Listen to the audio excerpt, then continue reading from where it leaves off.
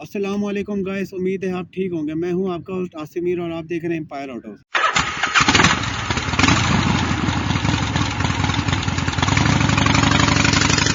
तो गाइस, आज मैं जिस बाइक का ऑनर रिव्यू करने जा रहा हूं वो बहुत ही प्यारी होंडा की प्राइड 2023 मॉडल है। तो गाइस, आज जानते हैं कि हम इनके ऑनर से कि इन्होंने अपनी बाइक में क्या क्या मॉडिफिकेशन किया है, कैसे इनका एक्सपीरियंस रहा है। अस्सलाम वालेकुम। वालेकुम अस्सलाम। कैसे हैं आप? ठीक है अल्हम्दुलिल्लाह, आप कैसे हैं? तो अब्दुल्ला भाई, आप बताएं मुझे बाइक के बारे में, कौन सा मॉडल है, कौन सा वेरिएंट है। ये होंडा 2023 मॉडल है और इसको हमने 2024 में जो है इसका नंबर रजिस्टर्ड करवाया इसको। तो अब्दुल्ला भाई, मुझे बताएं आपने इस बाइक में क्या क्या चीज़ें आपने चेंजिंग किए जो कंपनी के अलावा आपने कुछ डाला लगाया।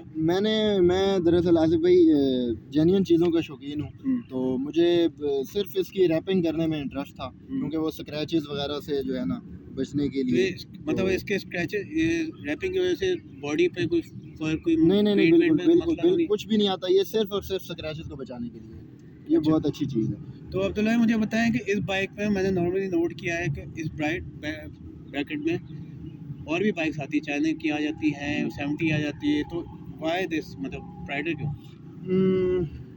प्राइडर इसलिए कि आपने 70 पे चलाया होगा, आपने 125 पे चलाया होगा, आप जब उसको हाई स्पीड में लेके जाते हैं उसमें एक वाइब्रेशन आ जाती है और वो जब आप प्राइडर को ड्राइव करते हैं तो वो वाइब्रेशन आपको बहुत कम माइनर मिलती है ना होने के मुताबिक। तो इसकी मार्केट वैल्यू इतनी क्यों नहीं है? मतलब जिसको देखो 71 to 5 जिधर भी दिखाऊं, ये इस बहुत कम मार्केट मुझे नज़र आती है। इसकी वजह क्या है? मार्केट आपको इसलिए भी कम नज़र आती होगी कि एक तो लोगों का माइंड है कि उनको एक चाहिए एवरेज सवारी चाहिए, एक रीसेल जिसकी मार्केट हो। तो एवरेज के लिहाज से लोग ज़्यादातर 70 को प्रेफर करते हैं और 125 की भी काफ़ी मार्केट है, तो इस लिहाज से लोग शायद उनको प्रेफर करते हैं। लेकिन लोगों को अभी इसके बारे में इतनी शायद इन्फो नहीं है या लोग इसको जानने में इंटरेस्ट नहीं रखते, लेकिन ये बहुत अच्छी सवारी है। पर्सनली मेरा अपना एक्सपीरियंस है और मैंने पहले 4 साल रखी ली है, फिर मैंने ये 23 में नया मॉडल इसका परचेज़ किया, तो मैं इसको प्रेफर करता हूँ। अब बिल्कुल बिल्कुल इसको प्राइडर के हक में। तो इसकी आप मुझे थोड़ा सा गाइड करें, फ्यूल एवरेज क्या है, कितना आपको माइलेज देती है? इसकी कंपनी तो क्लेम करती है 50 to 60 किलोमीटर, लेकिन इतनी होती तो नहीं है एक्चुअल। तो फिज़िकल में अगर आप आ जाएं तो इसकी 45 to 50 के राउंड अबाउट होगी। ओके। तो पार्ट्स की अवेलेबिलिटी, मतलब जैसे अभी 125 या 70, क्योंकि देखें कैटेगरी तो वही है ना होंडा की, तो मैं उसी पे आपसे बात करूँगा कि पार्ट्स की अवेलेबिलिटी का क्या है। जैसे वो तो नॉर्मली आपको हर जगह से मिले, जैसे मेहरान का बोलते हैं कि जिस थोड़े नुक्कड़ पे जाओ तो बस आपको पार्ट, तो इसका क्या हिसाब है?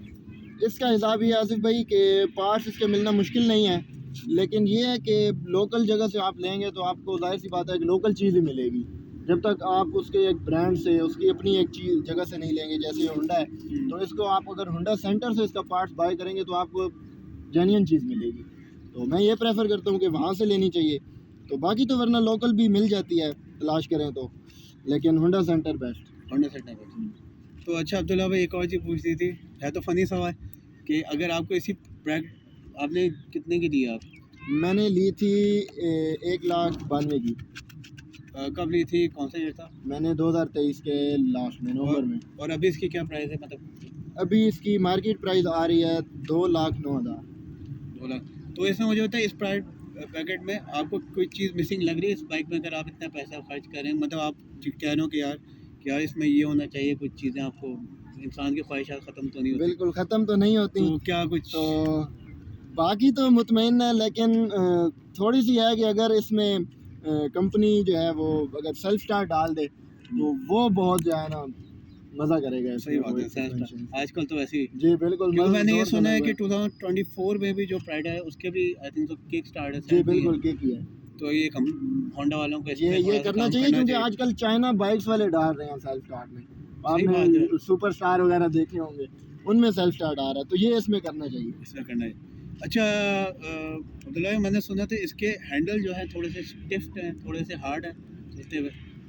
नहीं, हार्ड तो नहीं है। देखें, अगर आप 70-125 के यूज़र हैं तो आपको इसमें आते वक्त जब आप आएंगे तो इसमें आपको थोड़ा सा डिफ़िकल्ट तो लगेगा क्योंकि नई सवारी है। सही बात। तो जब यूज़ टू हो जाता है बंदा तो फिर तो नहीं होता। मुझे अब फील नहीं होता क्योंकि मैं इसको रेगुलर ड्राइव करता हूँ, तो इतना इशू नहीं है इसका। अच्छा अब्दुल्ला, मुझे आप ऑफ द कैमरा कह रहे थे कि कि वो 70-125 के बारे में कि वो लेफ्ट या राइट से कुछ हाँ वाइब्रेशन 1 to 5 में जो है ना वो अगर आप स्पीड में उसको चला रहे हैं तो वो एक साइड मार जाता है ना, राइट साइड जो है ना उसकी, अगर स्पीड में आप उसकी ब्रेक मारें तो वो राइट साइड खींच ये लेता है। सब बाइकों में मतलब नहीं ये 1 to 5 में है। 125 में तो ये पहले बहुत ज़्यादा प्रॉब्लम थी, तो ये फिर आजकल इन्होंने आके ख़त्म किया है, तो आजकल बैलेंसिंग आ रही है ना, दोनों साइडें इक्वल रहती हैं। लेकिन 1 to 5 की अभी भी माइनर जो है ना वो राइट साइड है, उसमें बैलेंसिंग नहीं है, तो बाकी ये तो फुली बैलेंसिंग है। फ्री बैलेंस है। बाकी इसके अलॉय रिम्स के आप बारे में थोड़ा सा गाइड, क्योंकि आप तो इसको चलाते रहें तो आप तो गाइड कर सकते हैं। तो ये इसका एक और बताना था कि ये जो 23 मॉडल और 2024 मॉडल आया इसमें इन्होंने ना ये इसकी जो रिम की स्पोक्स है ना इसमें इन्होंने थोड़ी गड़बड़ की है, तो यानी मुझे लगा है कि न्यू मॉडल में मुझे लगा है कि ये इन्होंने ना लो क्वालिटी की चीज़ डाली है, क्योंकि मेरे 2 मंथ यूज़ करने के बाद फ़ौरन बाद तो ये इसकी स्पोक्स टूटने लग गई थी, और फिर मैंने बैक रिम की टूटी हैं तो फिर मैंने फ्रंट की भी और बैक की दोनों की नहीं डलवा ली हैं। कि आपने आफ्टर मार्केट डलवाया? हाँ ये मैंने से परचेज़ के बाद डलवाया। मतलब ओरिजिनल होंडा का नहीं है, तो वो नहीं। उनकी क्वालिटी मुझे नहीं पसंद आई क्योंकि वो टूटने लग गई थी, तो मेरी नज़र में ये इन्होंने फॉल्ट डाला है एक छोटा। बाकी जो आप मुझे आफ्टर कैमरा कहते बैक लाइट का कुछ ये जो हाँ बैक लाइट का मैं आपको ये बता रहा था कि ये प्लास्टिक है ना, तो मुझसे ना इसकी ये आपको मैं फ्रंट पे मैंने बताया कि जो रैपिंग मैंने करवाई है, तो उस रैपिंग में ना मुझसे वो एक छोटा सा नज़र आ रहा होगा आपको, वो मैं आपको कैमरे पे दिखा दूँ। हाँ वो दिखा देंगे। तो वो ना मुझसे एक थोड़ी सी टच हो गई थी बाइक, तो वो मैंने जो रैपिंग की है उसकी वजह से मुझे काफ़ी फ़ायदा मिला है, तो उसने वो बचा लिया डेंट, कोई भी वहाँ पे स्क्रैच उसने नहीं पड़ने दिया, तो अभी उतरी हुई है शीट आपको नज़र आ जाएगा कैमरे। तो भी आपका कोई मूड है सेल आउट करने का या नहीं? मेरा मूड सेल का तो इस तरह नहीं है कि 2023 मॉडल था वही 24 मॉडल भी वही आया, सेम चीज़ ही आई है, तो आगे देखते हैं 25 में अगर उन्होंने कुछ चेंजिंग्स की तो फिर इंशाल्लाह अपग्रेड करेंगे।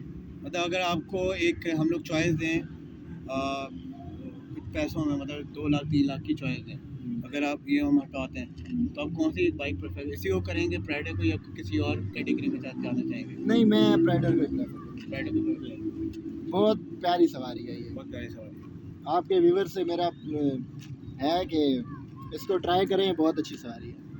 क्योंकि गाइस मुझे भी आइडिया नहीं हो रहा कि लोग क्यों 71-5 के पीछे जा रहे हैं। मतलब इतनी कंफर्टेबल बहुत कंफर्टेबल सस्पेंशन इनकी देखिए, बहुत कंफर्टेबल सस्पेंशन है। आप लॉन्ग रूट 2 घंटे की 3 घंटे की ड्राइव भी करें ना, आपको ये कोई थकावट महसूस नहीं feel होती। करते। 1 to 5 पे आप अगर घंटे से ज़्यादा की ट्रैवलिंग करते हैं तो आपकी बैक जो कमर है ना हड्डी, कमर की हड्डी में शदीद किस्म का दर्द होने लग जाता है। तो मैंने 1 to 5 भी रखा रहा है, 70 भी रखा रहा है, तो अब मैं राइडर पे आया हूँ, तो और मैं इस पर काफ़ी मैंने टूर भी किए हैं।